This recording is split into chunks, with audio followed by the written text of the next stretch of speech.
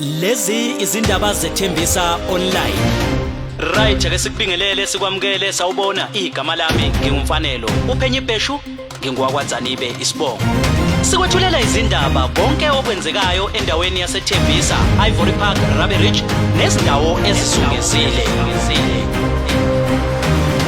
Sikwethulela umbiko lapho sithi khona sekutholakale isidumbu sowesilisa esinemivimbo ngemuva nokulimala kambi ke ekhanda siyinqunu endaweni yasemfiyaneni esitaladini esibizwa ngokuthi ke uOpamiyedi.